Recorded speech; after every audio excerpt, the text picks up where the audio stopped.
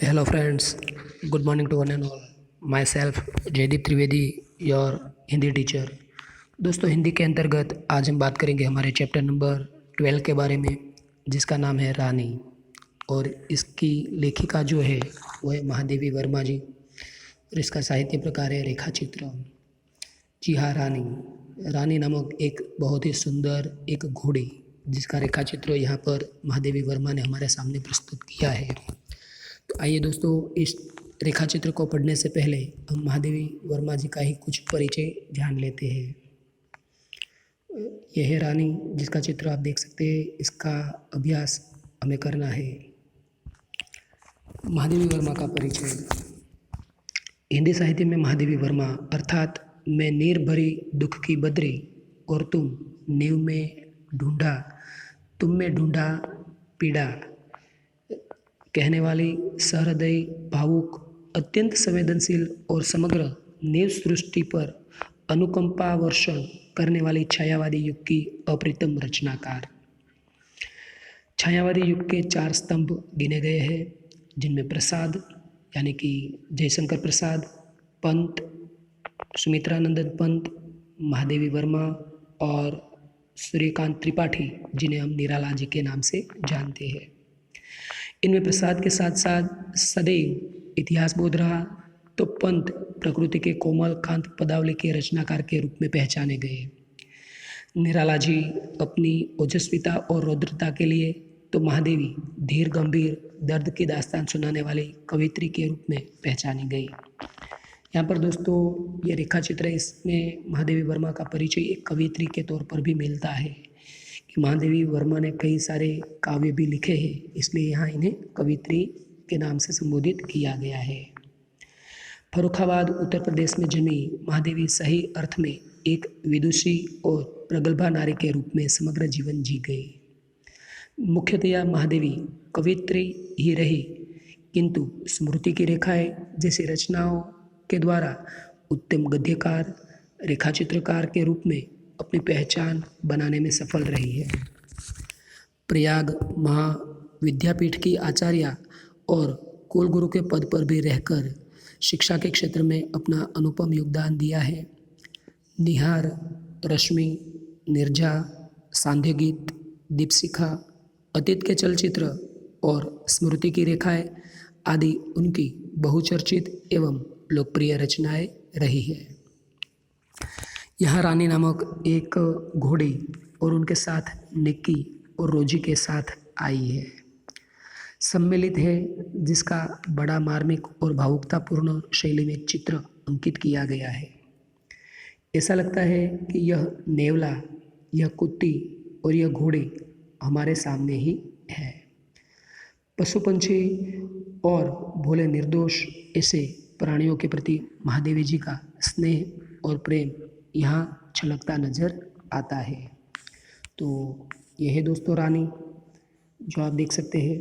ये रानी जिसका रेखा चित्र हम पढ़ने वाले हैं, इसके साथ साथ में निक्की और रोजी जो एक नेवला और एक कुत्ती है, ये भी इस कहानी के मुख्य पात्र है। आइए बात करते हैं अब चैप्टर की। कहते हैं कि रियासत होने के कारण इंदौर में शानदार घोड़ों और सवारों का आधिक्य था। रियासत यानी कि राजाशाही, कि उन दिनों इंदौर में जब राजाशाही थी, राजाओं का राज चलता था, तो कहते हैं कि वहाँ पर शानदार घोड़ों और सवारों का आधिक्य था मीन्स वहाँ पर कई सारे लोग घुड़सवारी करते नजर आते थे। इससे अतिरिक्त हम अंग्रेजों के बच्चों को छोटे टट्टू या सफ़ेद गधों, जिसकी जाति के संबंध में रामा ने हमारा ज्ञानवर्धन किया था कि सफ़ेद गधों या छोटे टट्टू, बराबर, जिसका ज्ञान महादेवी वर्मा कहते हैं कि रामा, जो उनके यहाँ काम करने वाला एक व्यक्ति है, उसने उसे दिया था। कहते हैं कि छोटे टट्टुओं या सफ़ेद गधों, जिसकी जाति के संबंध में रामा ने हमारा ज्ञानवर्धन किया था, पर घूमते रहते थे कि अंग्रेजों के बच्चे छोटे टट्टू या सफ़ेद गधों पर घूमते रहते थे। रामा की कहानियों में तो राजा अपराधियों को गधे पर चढ़ाकर देश निकाला देता था, कि रामा जो बच्चों को कहानी सुनाता था तो उनमें ऐसा था कि राजा है वो कोई भी अपराधी हो तो उसे गधे पर बिठाकर अपने देश में से निकाल देता था। इन्हें गधों पर बैठकर प्रसन्नता से घूमते देखकर विश्वास करना कठिन था, क्योंकि गधे पर तो उन्हें बिठाया जाता है जो अपराधी हो, और जब अंग्रेज़ों के बच्चे जो है वह गधे पर बैठकर बहुत प्रसन्नता के साथ घूमते हैं, तो लेखिका कहते हैं कि उन पर विश्वास करना बहुत ही कठिन था कि उन्हें दंड मिला है, क्योंकि अंग्रेज का शासन था, हमारे यहाँ राजाशाही थी, तो उन्हें दंड मिला है ऐसा तो हम विश्वास कर ही नहीं सकते। रामा के पास हमारी जिज्ञासा का समाधान था। इन्हें विलायत में गधे पर बैठने का दंड देकर भारत भेजा गया है। तो रामा जो था वह बच्चों को समझाता था कि इन्हें विलायत में गधे पर बैठने का दंड दिया गया है, ताकि विलायत में से इन्हें निकाला गया है और इन्हें भारत भेजा गया है, क्योंकि वहाँ यह वाहन नहीं है जो विदेश में कहते कि गधे का वाहन है, वो नहीं होता, और इन लोगों को गधे पर बिठाकर देश में से निकाला गया है, इसलिए ये लोग यहाँ प्रसन्नता से घूम रहे हैं। एक दिन हम तीनों ने बाबूजी को मौखिक स्मृति पत्र यानी कि मेमोरेंडम दिया कि हमारे पास छोटा घोड़ा न रहना अन्याय की बात है। यदि अन्य बच्चों को घोड़े पर बैठने का अधिकार है तो हमें भी वह अधिकार मिलना चाहिए। एक बाल सहज वृत्ति है। कहते हैं कि एक बार उसके जो पिताजी है लेखिका के, तो पिताजी को उन्होंने एक स्मृति पत्र दिया यानी कि मेमोरेंडम, और कहा कि हमारे पास भी एक छोटा घोड़ा तो होना चाहिए, और यदि नहीं ये तो बहुत ही अन्याय की बात है, क्योंकि यदि अन्य बच्चे छोटे घोड़े पर बैठ सकते हैं तो हम क्यों नहीं, उन्हें अधिकार है तो हमें भी वह अधिकार मिलना चाहिए। बाबूजी ने हंसते हुए पूछा, सफ़ेद टट्टू पर बैठोगे? तुम कहो के साथ ठेलम ठाल के उपरांत मैंने अगवा होकर गंभीर मुद्रा में उत्तर दिया। तो लेखिका के जो पिताजी थे कुछ वक्त तो हंसते रहे, मगर उसके बाद उसने उन्हें पूछा कि क्या तुम सफ़ेद टट्टू पर बैठोगे? तो उसने पहले तो कुछ तीनों भाई बहन थे एक दूसरे की ओर देखते और ठेलम ठाल करते कि तुम बोलो, मगर अंत में लेखिका खुद अग्रसर होकर अगुवाई लेकर गंभीर मुद्रा में कहती है, सफ़ेद टट्टू तो गधा होता है जिस पर बैठाकर सजा दी जाती है। पता नहीं हमारे ज्ञान के वजस्त्र स्तोत्र रामा ने बाबूजी ने डांटा या नहीं, परंतु कुछ दिन बाद हमने देखा कि एक छोटा सा चॉकलेटी रंग का टट्टू आंगन के पश्चिम वाले बरामदे में बांधा गया है। कि सफ़ेद घोड़ा जो होता है वो टट्टू होता है, ऐसा बच्चों को जिसने बताया था वो था रामा। तो जब लेखिका ने उसके पिताजी के कहा कि वो तो गधा होता है, तो उन्हें पहले तो ऐसा लगा कि जैसे बाबूजी ने रामा को डांटा होगा, मगर कहते कि उस बात का तो हमें पता नहीं। मगर कुछ दिनों बाद आंगन के पश्चिम वाले बरामदे में एक सफ़ेद नहीं बल्कि चॉकलेटी रंग का जो एक घोड़ा होता है वो बांधा गया था। ठीक है, आंगन में चॉकलेटी रंग का एक घोड़ा बांधा गया। बरामदा तो घोड़ा बांधने के लिए ही बनाया ही नहीं गया था। बरामदा जो था वह घोड़ा बांधने के लिए बनाया नहीं गया था। अतः बाहर से टट्टू को लाने के लिए दीवार में एक नया दरवाज़ा लगाया गया। ये जो घोड़ा था उन्हें जब लाया गया तो उनकी दीवार इतनी बड़ी नहीं थी कि घोड़ा आसानी से अंदर आ सके, तो उसके लिए एक नया दरवाज़ा लगाया गया और उसकी मालिश करने तथा खाने पीने तथा घूमने आदि की उसकी देखरेख के लिए एक छुट्टन नामक साइंस भी रखा गया। छुट्टन जो एक साइंस का नाम है जो घोड़ों की देखभाल करता था। अब तो हम उस छोटे से टट्टू से बहुत ही प्रभावित और आतंकित हुए। आतंकित का मतलब होता है दोस्तों परेशान, कि पहले उनसे प्रभावित तो होते, साथ साथ में कुछ मन ही मन में परेशान भी होते। हमारे तथा हमारे अन्य साथी जीवों के लिए न मकान में कोई परिवर्तन हुआ, न कोई विशेष नौकर रखा गया। रामा तो नौकर कहा ही नहीं जा सकता, क्योंकि वह तो डांटने फटकारने के अतिरिक्त हमारे कान भी खींचता था और हमारी खिड़की तक दरवाजे में परिवर्तित न हो सकी, जिससे हम रोजी और निक्की के साथ कूदने के कष्ट से मुक्त हो सके। तो यहाँ दोस्तों उसकी जो शिकायतें हैं, यह शिकायत लेखिका हमारे सामने प्रस्तुत करती है कि जो रानी के लिए घर में परिवर्तन किया गया, कि बरामदे में उसे लाने से पहले बरामदा बड़ा किया गया, वहाँ जो दरवाज़ा था वो बड़ा किया गया। तो कहते कि हमारे लिए तो ऐसा कुछ भी नहीं हुआ, हमारे लिए तो मकान में कोई परिवर्तन नहीं हुआ, हमारे लिए तो कोई साइंस या कोई नौकर नहीं रखा गया।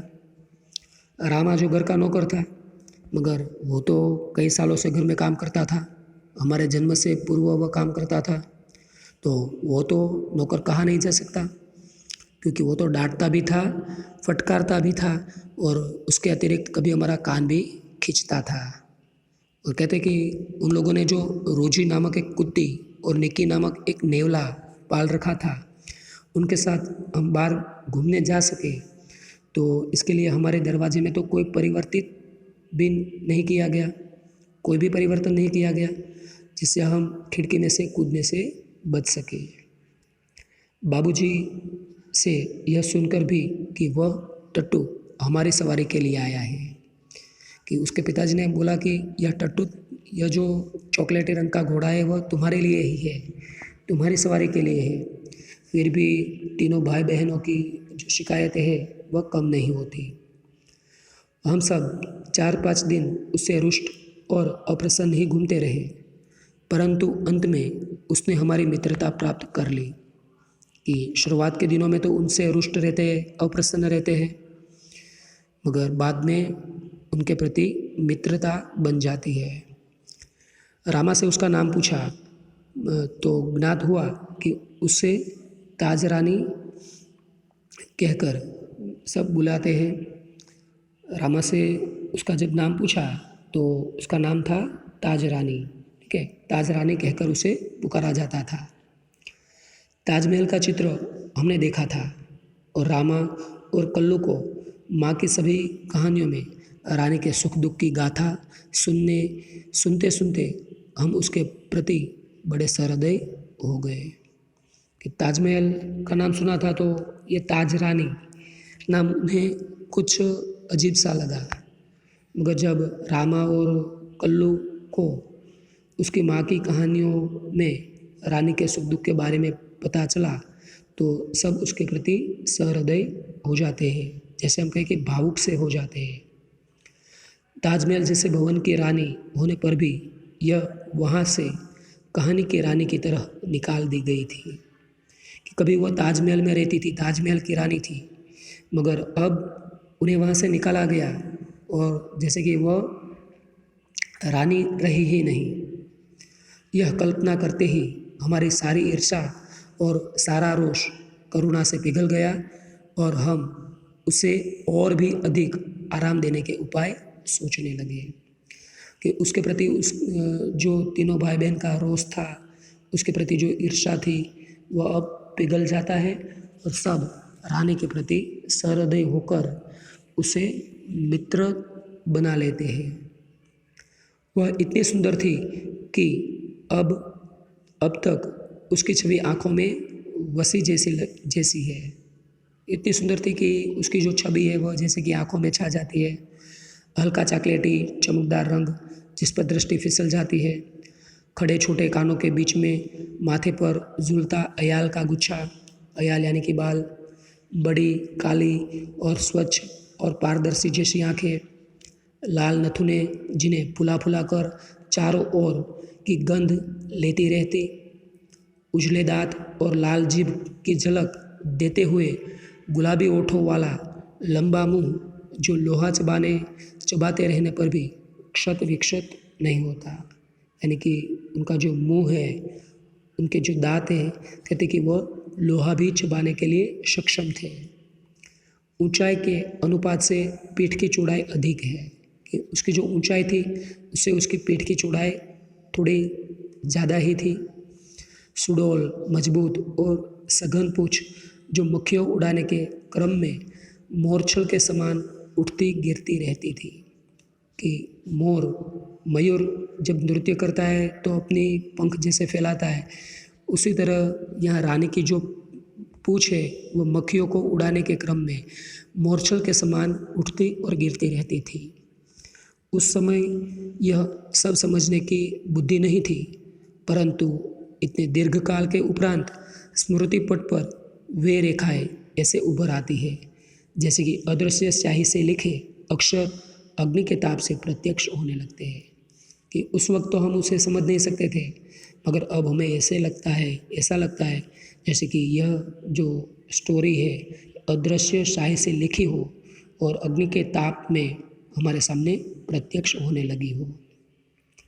हम बार बार सोचते हैं कि वह कुछ और छोटी क्यों ना होती तो हम रोजी और निक्की के समान उसे भी अपने कमरे में लेकर रख लेते। कि निक्की जो एक नेवला है, रोजी जो एक कुत्ती है, कहते कि हम उसे अपने कमरे में रखते। यदि ये रानी भी थोड़ी सी और छोटी होती तो हम उसे अपने कमरे में अपने साथ साथ रख लेते। रानी को अपने कमरे में ले जाना संभव नहीं था, अतः अस्तबल बना हुआ बरामदा ही हमारी अराजकता का कार्यालय बना। तो कहते कि जो अस्तबल जहाँ पर घोड़ों को बांधा जाता है, जो बरामदे में अस्तबल बनाया गया था, वही हमारी अराजकता का कारण बन गया। कहते कि हमारी जो वो अराजकता थी उनका कारण यह अस्तबल था। बरामदे घोड़े बांधने के लिए तो बने नहीं थे, अतः उसकी दीवार में एक खुली अलमारी और कई आते ताक थे। उन्हें हमारा स्वेच्छा विस्थापित और शरणार्थी खिलौनों का परिवार स्थापित होने लगा। कि बरामदा घोड़े बांधने के लिए तो बना नहीं था, अतः उसकी दीवार में एक खुली अलमारी थी जिन पर कई आते ताक यानी कि कई सारे जो खिलौने थे वो, और उनके साथ हमारे स्वेच्छा विस्थापित जो स्वेच्छा से हम जिन्हें छोड़ देते थे और जो कहीं से भी हमें मिले थे, ऐसे जो शरणार्थी खिलौने थे, उसका परिवार स्थापित होने लगा।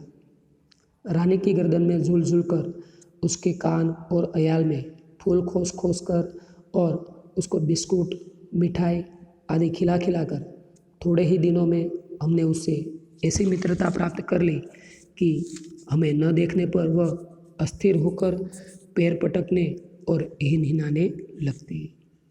दोस्तों, जब कई दिन पसार होते हैं तो रानी भी अब उन लोगों के प्रति सहृदय बन जाती है, वह भी उसकी दोस्त बन जाती है।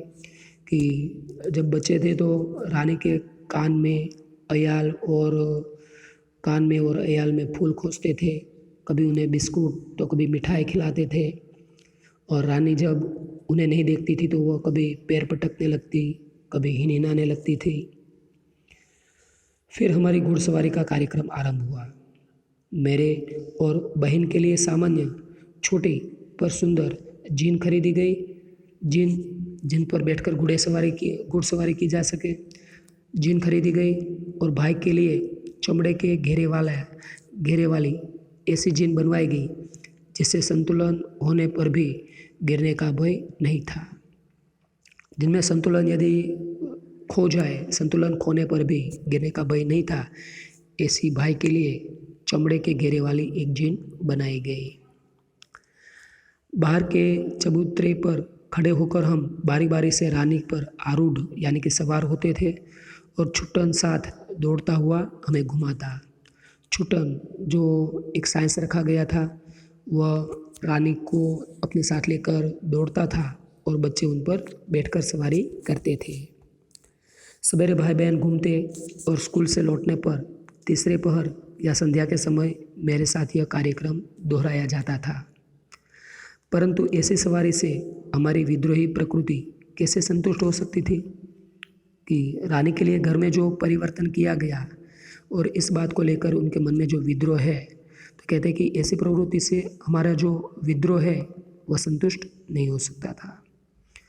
अस्तबल में रानी की गर्दन में झूलकर तथा स्टूल के सहारे उसकी पीठ पर चढ़कर भी हमें संतोष नहीं होता था कि उनकी हाइट जो है वह इतनी नहीं थी, तो रानी पर सवार होने के लिए उन्हें एक स्टूल का भी सहारा लेना पड़ता था।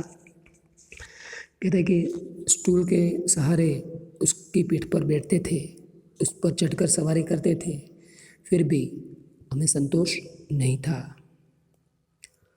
अंत में एक छुट्टन ने एक छुट्टी के दिन दोपहर में सबके सो जाने पर हम रानी को खोलकर बाहर ले गए और चबूतरे पर खड़े होकर उसके नंगी पीठ पर सवारी करके बारी बारी अपनी अधूरी शिक्षा की पूरी परीक्षा लेने लगे कि उसे अब तक जो है वह घुड़सवारी की पूरी शिक्षा नहीं मिली थी, मगर बच्चों की जो जिज्ञासा वृत्ति थी, तो इनके कारण एक दिन जब स्कूल में छुट्टी थी तो दोपहर के वक्त में सब रानी को अस्तबल में से खोल देते हैं और चबूतरे पर खड़े होकर उसकी नंगी पीठ पर सवार होकर बारी बारी सवारी करने लगते हैं और उसकी जो घुड़सवारी की अधूरी शिक्षा थी उन्हें पूरा करने लगते हैं, जैसे कि उनकी पूरी परीक्षा लेने लगते हैं।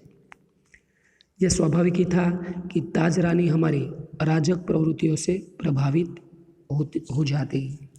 हमारी जो ये अराजक यानी कि एक आतंक फैलाने वाली प्रवृत्ति थी, उनसे वह बहुत प्रभावित हो जाती थी। वास्तव में बालकों में चेतना के विभिन्न स्तरों का बोध न होकर सामान्य चेतना का ही बोध होता है।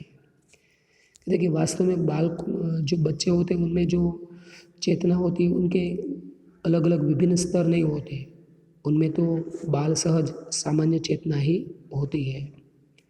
अतः उनके लिए पशु पक्षी वनस्पति सब एक परिवार के हो जाते हैं। निक्की रानी की पूँछ से झूलने लगता था। रोजी इच्छा अनुसार उसकी गर्दन पर उछलकर चढ़ती और नीचे कूदती थी और हम सब उसकी पीठ पर ऐसे गर्व से बैठते थे मानो मयूर सिंहासन पर आसीन हो। जैसे मयूर सिंहासन हो, मयूर की आकृति वाला सिंहासन, मयूर सिंहासन कि मयूर की आकृति वाला सिंहासन जैसा हो, वैसा उन्हें लगता था। उन्हें रानी पर बैठते वक्त बच्चों को ऐसा ही लगता था कि जैसे वह एक सिंहासन पर बैठे हैं और जिसकी आकृति मोर की आकृति है। रानी हम सबकी शक्ति और दुर्बलता जानती थी। उसकी नंगी पीठ पर अयाल पकड़कर बैठने वालों को वह दुल की चाल से इधर उधर घुमाकर संतुष्ट कर देती थी। रानी जो थी तो वह दोस्तों बच्चों की शक्ति को जानती थी, तो वह कहते कि उसकी दुर्बलता भी जानती थी। तो कभी बच्चे उन पर सवार होते तो वह अपनी दुल्की यानी कि धीमी अपनी मंद चाल से इधर उधर घुमाकर ही उन्हें संतुष्ट कर देती थी। परंतु एक बार मेरे बैठ जाने पर भाई ने अपने हाथ की पतली संटी यानी कि एक पतली लकड़ी उसके पैरों में मार दी।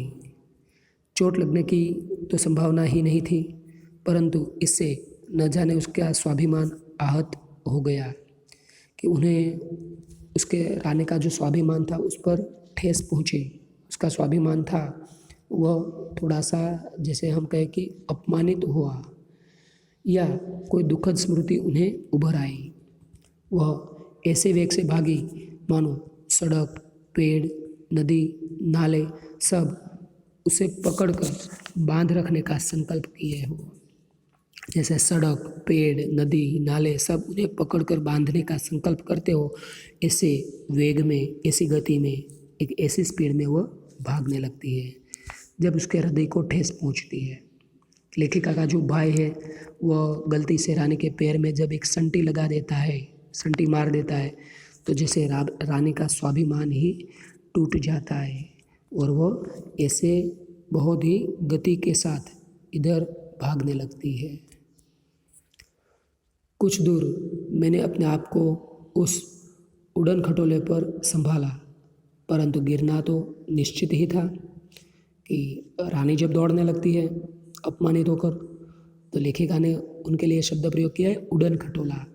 देखिए कुछ दूर तक मैंने अपने आप को उस उड़न खटोले में संभाला, परंतु गिरना तो निश्चित ही था।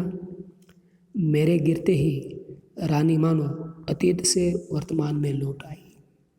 कि जब लेखिका रानी पर से नीचे गिर जाती है तो रानी जैसे अपने भूतकाल को छोड़कर वर्तमान में लौट आती है और इस प्रकार निश्चल खड़ी हो गई जैसे पश्चाताप की प्रस्तर प्रतिमा हो। जैसे उन्हें लेखिका के गिरने का बहुत बड़ा पश्चाताप हो रहा हो, उस तरह वह उनके सामने खड़ी हो गई। साथियों की चीख पुकार से सब दौड़े और फिर बहुत दिनों तक मुझे बिछोने पर पड़ा रहना पड़ा। स्वस्थ होकर रानी के पास जाने पर वह ऐसी करुण पश्चाताप भरी दृष्टि से मुझे देखकर हिनहिनाने लगी कि मेरे आंसू आ गए। जैसे रानी उस बात का पश्चाताप करती है कि लेखिका जब उन पर से नीचे गिर पड़ती है तो रानी जैसे उसे क्षमा याचना चाहती हो, इस तरह से वह पश्चाताप भरी दृष्टि से हिनहिनाने लगती है। एक बार भाई के जन्मदिन पर नानी ने उसके लिए सोने के कड़े भेजे। सामान्यतः हम कोई भी नया कपड़ा या आभूषण पहनकर रानी को दिखाने अवश्य जाते थे। सुंदर छोटे छोटे शेर मुंह वाले कड़े पहनकर भाई भी रानी को दिखाने गया और न जाने किन प्रेरणा से वह दोनों कड़े उतारकर रानी के खड़े सतर्क कानों में वलय की तरह पहना आया। रानी के जो सतर्क खड़े हुए कान थे उनमें उन्होंने दोनों कड़े पहना दी। तो लेखिका की जो भाई की जन्मदिन का अवसर है यहाँ बताया गया है दोस्तों कि एक बार उनके भाई का जन्मदिन था और उस वक्त उनकी नानी ने एक सोने के आभूषण, जो सोने के कड़े हैं, छोटे छोटे शेर मुँह वाले बहुत ही सुंदर कड़े भेजे।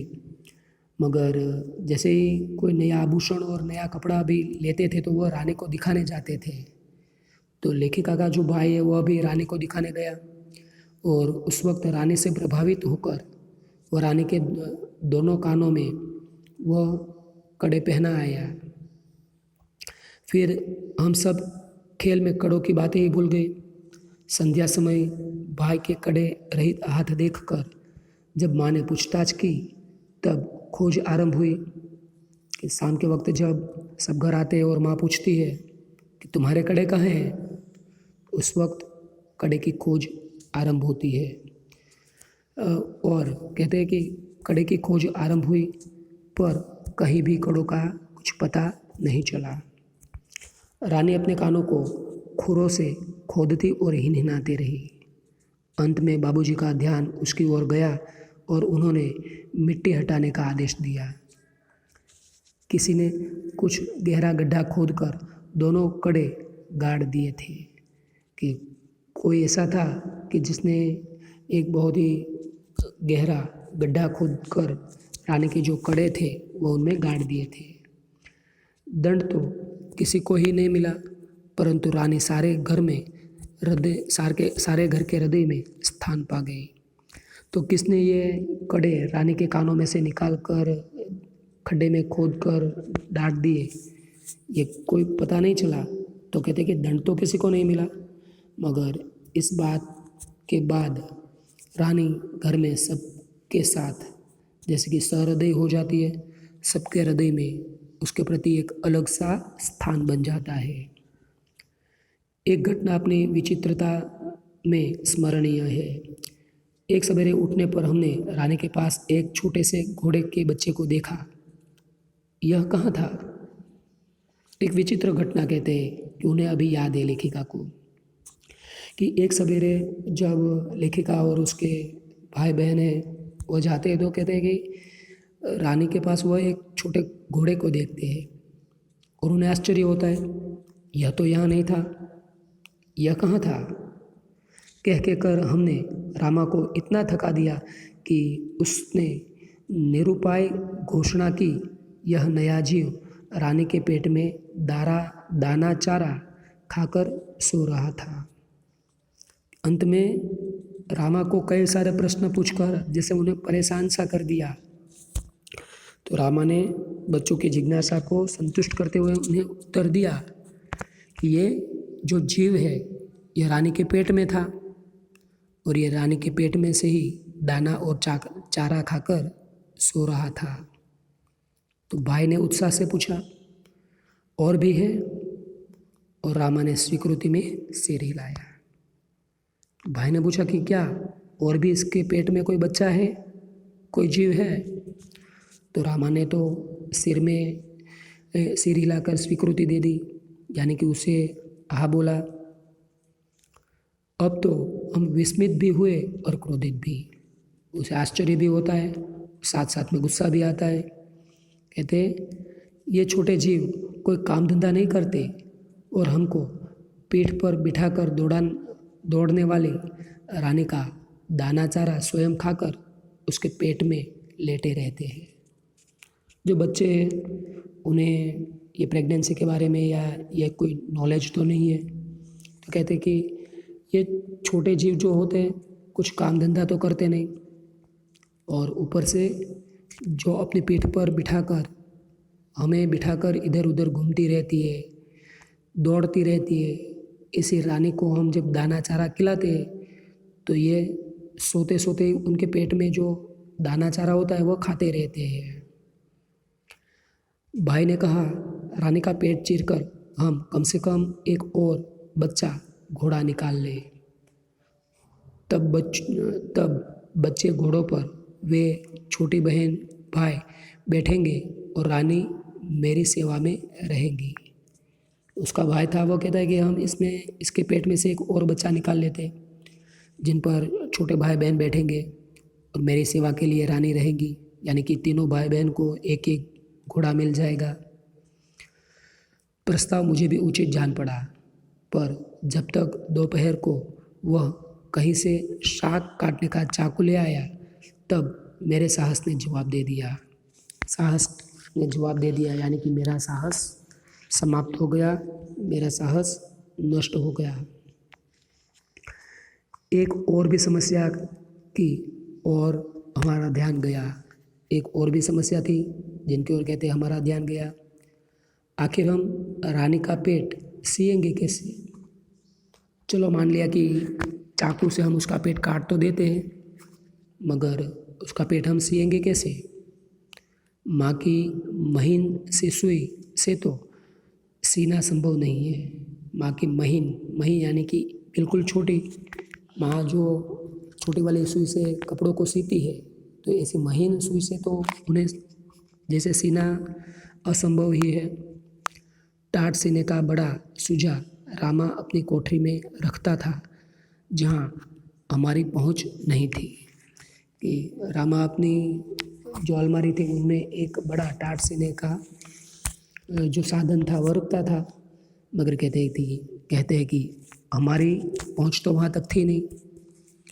कुछ दिनों के उपरांत जब रानी का अश्व शिशु कुछ बड़ा होकर दौड़ने लगा, तब हमें न अपना क्रोध स्मरण रहा और न प्रस्ताव।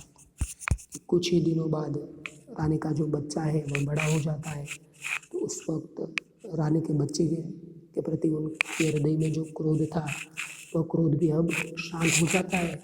और उन्होंने जो ये प्रस्ताव रखा था कि रानी का पेट हम काट देते और उनमें से बच्चे को निकाल देते, तो ये प्रस्ताव भी अब उन्हें जैसे कि सारी बातें समझ में आ जाती है, तो प्रस्ताव भी जैसे कि गलत लगने लगता है। कि जब रानी अश्व का शिशु है वह दौड़ने लगता है, तब उनका जो क्रोध है वह भी एक प्यार में बदल जाता है और उसका जो प्रस्ताव है वह भी अब दूर हो जाता है। और यहाँ पर दोस्तों ये जो हमारा चैप्टर है यह समाप्त होता है। इसके शब्दार्थ और मुहावरे आप यहाँ देख सकते हैं। ठीक है, तो यदि आपको इस चैप्टर में कोई भी प्रश्न है तो जैसा मैं अपने हर लेक्चर में बोलता हूँ कि आप स्कूल के वक्त में कभी भी मुझे कॉल कर सकते हैं या एवरी टाइम मुझे मैसेज करके भी पूछ सकते हैं। अस्तु।